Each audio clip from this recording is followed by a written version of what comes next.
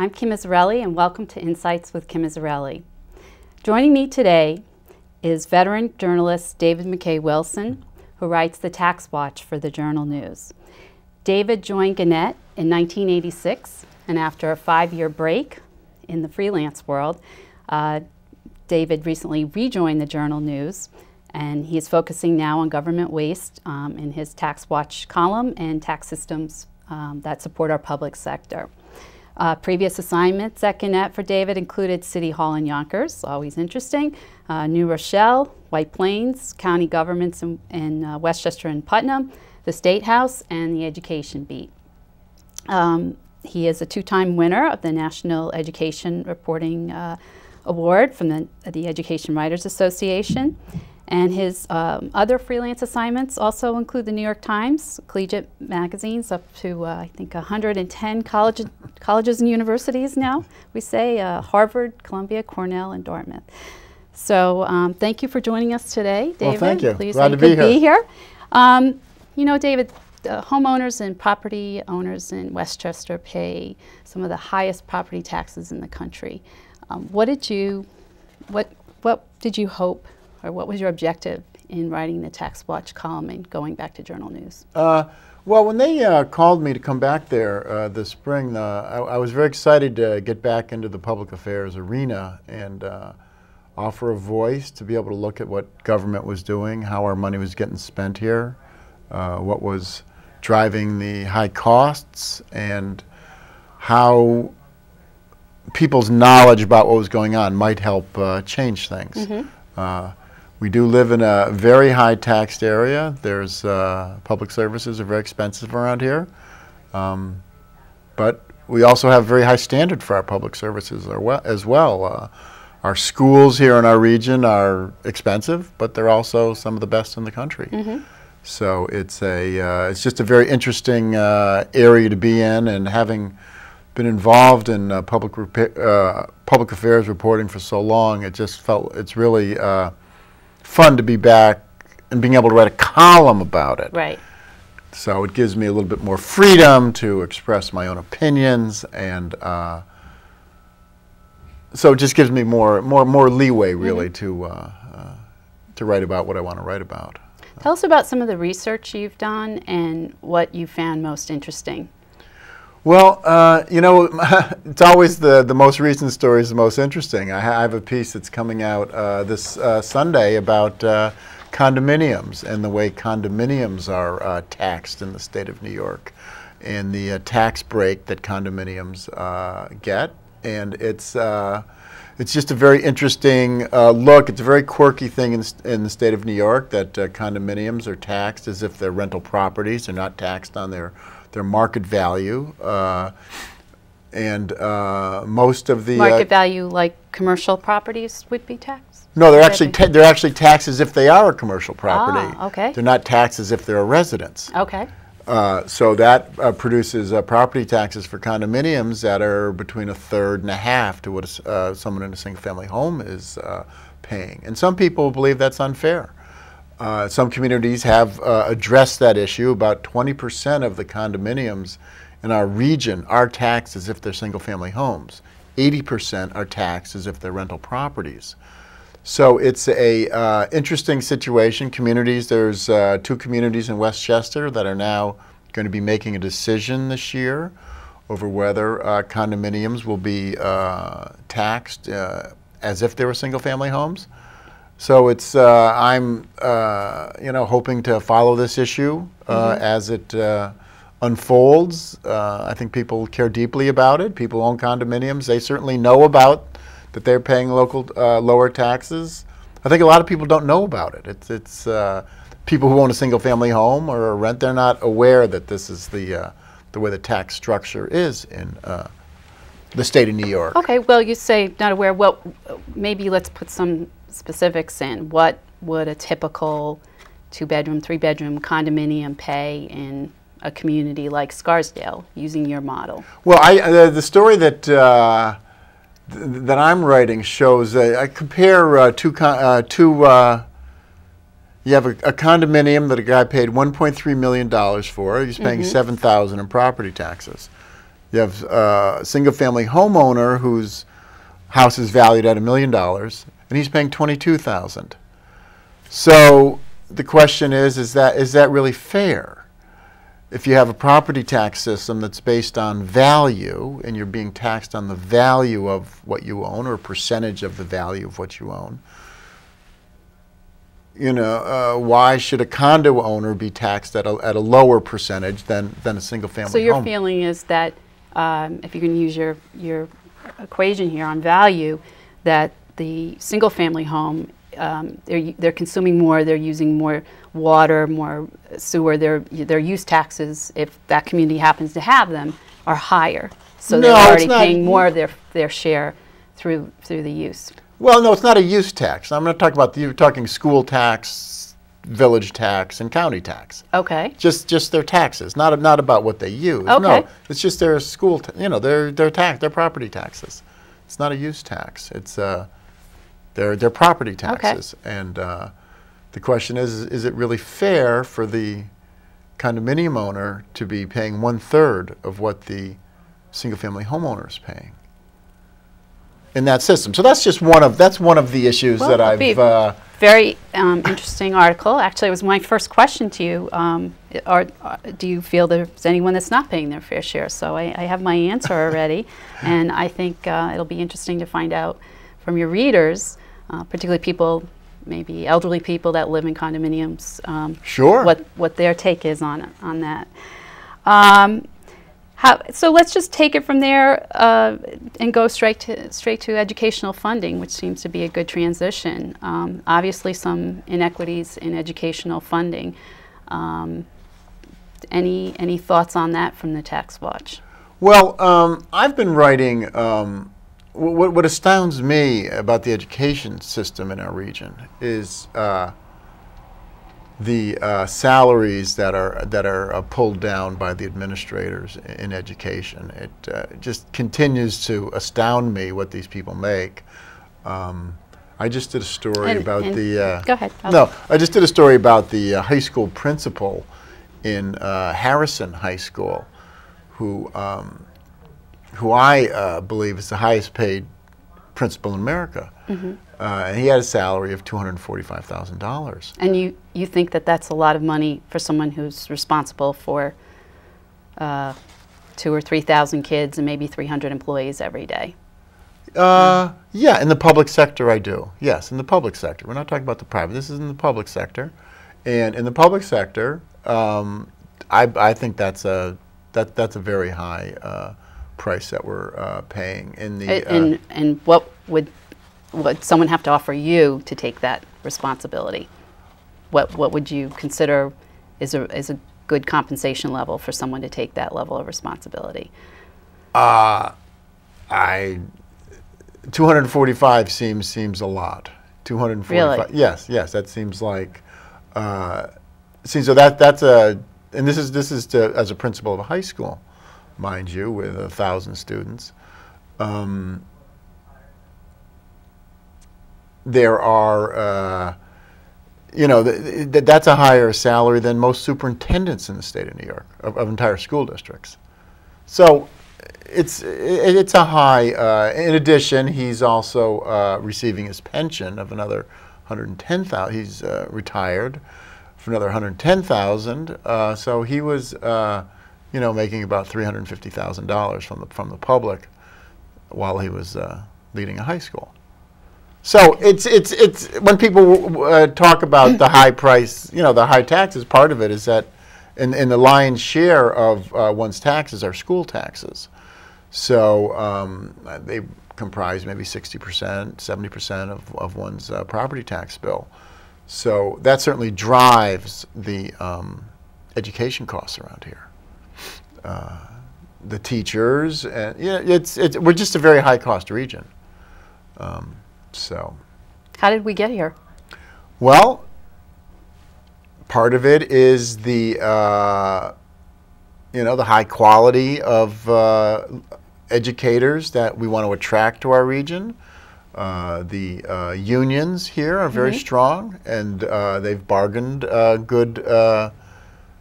They've bargained well. Right, but unions don't walk in and say, pay me this and get that. I mean, there are school boards that make those decisions. So it seems like they're absent from the discussion here about how compensation got to the levels that it's at. I mean, yes, the school board. There are people and ordinary citizens that step up and take these roles and sign somewhere to agree to spend the money. So right. where do they come into this? Well, they're the ones who agree to it. You're right. They've been they have empowered this whole thing to happen, and they're the ones who agree to the contracts. It's not a two-way street. It's not a one-way street. It's a two-way street. So they agree to the contracts. So the school boards are certainly part of the whole equation. Is education delivered fairly, do you feel, within the county? Are the results there? Well, the results are certainly different in different communities. Some of it has to do with the level of education in the schools. Some of it is, the people, different backgrounds that people come from, can drive different results in education. Some kids come to school better prepared than others. So I think that some of the city schools probably could use some more help, but they're doing as best they can. I think the education funding formula in the state is provides more money for the urban districts. The urban districts, of course, say that they'd like more, but I think it's structured in a way that provides funding for places that need to improve their outcomes. So do you feel that there should be any aid for suburban districts? Oh, sure. Yeah. I think we certainly pay our taxes. We pay our state taxes. Mm-hmm. I think the suburban schools don't really get all that much state aid, but it's a state formula that's based on property wealth, so we get penalized. We get penalized in our region because our property wealth is so high, which the state lawmakers believe, well, then if their property wealth is high, then they can afford to pay the taxes, right. And that's kind of part and of taking that one step further, even our municipalities within the county are penalized because they're within a high wealth county. Right. So we're relative to, we're we get Yeah. penalized here. So it's tough living in suburbia. All right. Well, let's just move on then to municipalities then. And some municipalities within the state are facing the possibility of insolvency. The B word, the bankruptcy word, is not to be used. Have you done any investigations there, any reporting there? I see that you covered Yonkers for some time. I think Yonkers. Yes, I was there. I was in Yonkers back in the late 80s when they were involved in their housing desegregation case, and they were pushed to the brink when they were refusing the federal government's order to build housing on the east side of Yonkers, and there were these mounting fines, and it was pushing Yonkers to the brink, and they eventually agreed to build the housing, and it turned out to be okay. I've been writing a lot about the pension system. In fact, I'm working on a piece now about the increase in the pension cost, because that's what's driving right now the increases. That and other post-employee benefits. Yeah. It's liability the pensions, and then this health insurance for the retirees. That's our. People talk about universal health insurance. Our municipal governments are the ones who are providing that for their employees and their retirees. Right. It's been negotiated. It's been negotiated, right. And that's again signed off by by the boards, and that was elected by people. Yes, residents. And but there's sort of a disconnect there. That some of the reason we are here is because of the people that we elect, possibly. Yes, well, they certainly have agreed to the. They've certainly agreed to the system whereby. People in some places, people who've worked in a municipal government or a school for 10 years, and then they retire, then they get health benefits for the rest of their lives. And that's a very costly benefit. Right. The same way as the the public pensions have become a very expensive benefit, with some of the, for example, the police pensions right now. Municipalities are paying 25% of a police officer's salary in pension, an additional 25% in pension. Schools are at 12% now, but next year I think it's going to 15 or 17. So that's what's driving, that's really what's driving the costs right now. And as someone who works in the private sector, private sector pensions have really disappeared. That's right. So people in the private, so companies were smart enough to figure out that they couldn't afford them. It didn't work out mathematically, and they stopped them. So, yes, the question: why do we still have them on the public sector side? But anyway, well, they've been agreed to, and the public, but there is a certain amount of pension envy out there that among those of us who are paying for the public pensions. You raised police unions. One of the things that I brought up often is binding interest arbitration. It's supposed to be discussed and settled or renewed in this legislative session, but no one wants to talk about that. Have you followed this at all? No, I haven't really. But that's for the police and the firefighters, right. Who. Right. So, I mean, if one municipality usually brings something to arbitration, that sort of is the peg for the surrounding towns once that's established. So it has the ripple effect of increasing everyone's contract locally. And we really haven't heard much about that. It would be a good way to control cost if someone wanted to take it on legislatively. Yes, but that's also, yes, that would be certainly a heavy lift, though, to do that, right. Because it's all part of the collective bargaining structure, right? Which the unions, in return for saying that they won't strike, they get certain things in return. Well, that's Triborough, but this is something specific to arbitration, and it does come up in this session, and I have not heard one politician talk about it. So keep your eyes open there. Well, that could be a good column for me. It would be. I'm curious what you think about the topic of statewide reassessment, since you follow assessment of municipalities and towns so much. Well, New York is really an outlier in the reassessment field. Most states in the country have a law that requires a property to be reassessed on a periodic. There's no question about it. Like Connecticut, in Connecticut, it's every 5 years. In Massachusetts, it's every 3 years. It's just an ongoing thing. It's not a decision that has to be made by elected officials. It's in the law, and it's not an option.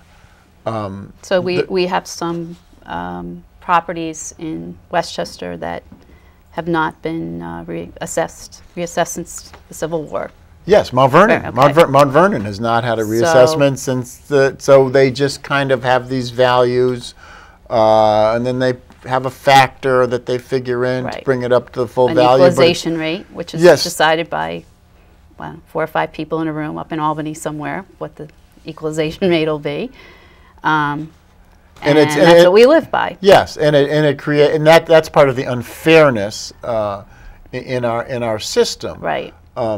So what prevents the state from reassessing, or what prevents municipalities from reassessing. I don't think the state can make a municipality do it. No, what prevents them from, well, the political leader, they believe that there's a certain political fallout. What they say in a reassessment is that, in general, a third of the people will end up with a higher assessment. And those would be the people who probably bought homes in the 40s, 50s, maybe, or 60s, maybe. Okay. But there will be a third that will go up, a third that will go down. Who also happen to vote. And a third in the middle that it won't be a change. Right. But people in elective office are averse to anyone getting upset about anything. But it doesn't reduce the cost of anything. It would just cut the pie in a different way. It's fairer. It makes it fair. It makes it fair because the property tax system is based on the theory that people with houses of equal value would pay the same taxes. David, how do you think the Tappan Zee Bridge, the new Tappan Zee, is going to be paid for? Well, they're going to borrow. They're borrowing from whom? $4 billion. Really? Yes, $4 billion. Is that a done deal? Yes, yes. Well, they haven't totally figured out all the financing, but they're going to borrow. It's going to be $4 billion. And that's going to come from? Well, the Thruway Authority is going to be the they'll get the money, but who's it coming from, though? Well, they're going to have to pay back. They're going to have to pay back the loans through tolls. The toll revenue will be the who's going to motorists, people who drive cars and trucks, users of the bridge. So $4 billion is going to come from tolls?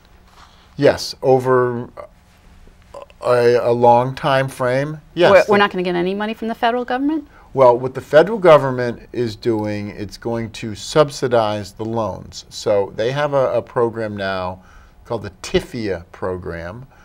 So what that does is provides low interest loan. Their loan rate currently and under that program is 2.9%. So and under the federal program, that they will provide this low interest loan up to 50% of a project. A minimum of 20%, up to 50%. So New York is now trying to get it up to the 50%. But today is the 5th of February, and I understood that the design of the bridge was final, but I wasn't aware that the federal government agreed to loan New York State money yet. I think they have not. That has not been finalized. Yeah. There's been an agreement, from my understanding, is for up to about 20% is like the minimum that they'll provide the low interest loan. New York wants to get it up to the 50%. Right. They last week announced the borrowing $500 million by the Thruway Authority to get the project moving along. And they're, I saw a story in today's paper where they're hoping to have the first span built by 2016. Oh, that's exciting. So yeah, it's going to be a very exciting, and one thing that I'm very excited about on that new bridge is that there's going to be a pedestrian and bike pathway on the bridge. Right. So you'll be able to, get across by bike 3 miles across. Right. It's going to be very exciting. Now, do you think bikers will have to pay a $14 toll too? No, there will not be a toll for the pedestrian, or that's typically the way it goes. Okay. I've gone over I've biked many times over the George Washington Bridge, and there's no toll on the just to bike across it. Well, I'm kind of skeptical. I'm sitting back and waiting to see. Couldn't get much money out of Congress for Sandy victims, so I'm not expecting a heck of a lot for a bridge. But I just think if we get $2 billion and have to cough up the difference as a state, we're looking at a pretty expensive bridge. Well, the latest numbers that I saw, it's currently a $5 toll on the bridge coming one way. It covers both ways. That it is a chance it could go up to 10. Yeah. But still less than Verrazano. That's 13. But that's, who knows how it's finally gonna. It's definitely gonna be higher. Okay. That's for sure. Well, David, we've covered a lot of ground here. We only have a few minutes left, but just interested in any of your thoughts on the tax cap and mandate relief. Any thoughts that you want to share with us about the budget process and what's going on in our school budgets right now? Well, I think the tax cap has been effective in slowing down school spending. I think it has been in the past school budget votes last year. There was only one district that sought to override. Who was that? Pecanico, and they did get their they did get support for that. They had to get 60% people to vote for it, and they did. So I think that has put the brakes on education spending. People can argue about what gets exempted, not get exempted, but I think overall it's been an effective tool to rein in the school boards, which I believe. I remember back in the when I was writing about education in the early 2000s, the education budget was going 7-8% a year, every year. The tax, so it was really the growth Feed was the beast. the growth was amazing during that time period, and it really did have to be reined in, and I think the tax cap has been effective in doing that. This year's, now it'll be interesting to see what happens this year in this year's budget, now that we're into the second year of it, and some of the slimming down that now it's gonna we'll see what happens. Yeah, this year. a lot of fund balance is gone. Some places have started to cut programming. Some did already. And there's still buildings that need to be repaired. And some districts are even increasing in enrollment. They have the opposite problem of some of the suburban districts. So, how do you provide more on less? Yeah. Especially when you've burnt some fund balance down. Yeah, and it's going to be, and schools aren't allowed to have as much fund balance. It's interesting when you was writing about Westchester County, and there's all these fears about them using their fund balance from Westchester County to pay for the pensions. And Westchester County has a fund balance of 8% of their budget, whereas school districts are only allowed to have a maximum of 4%. Right. So and when I ask Moody's about that, well, geez, why are you giving Westchester a negative outlook because their fund balance is going to dip below 8, whereas you get a AAA bond rating to school districts which can't have more than 4? Well, he couldn't really answer that question. So it's an interesting issue how it all plays out in the municipal finance area. Okay, well, I just want to thank you, David McKay Wilson, for coming in today and talking to us about the Tax Watch. And if you want, people can get in touch with you, can't they? Yes, I'm at the Journal News. You can call the Journal News and get me there. You can email me at dwilson3@lohud.com. And I'm always looking for story ideas. That's how I get my story ideas. People call me, people contact me. So if anybody has any ideas for me to pursue, get in touch, and I'll check it out. Very good, good. Well, I appreciate you being a guest today. Thank you. It was very interesting. Thank you so much, Kim. All right. Please join me next week. I'll have James K. Riley here from the law firm Riley and O'Connell. Say that 3 times fast. Riley and O'Connell. And he will talk about estate planning. Thank you so much for tuning in today. We'll see you next week.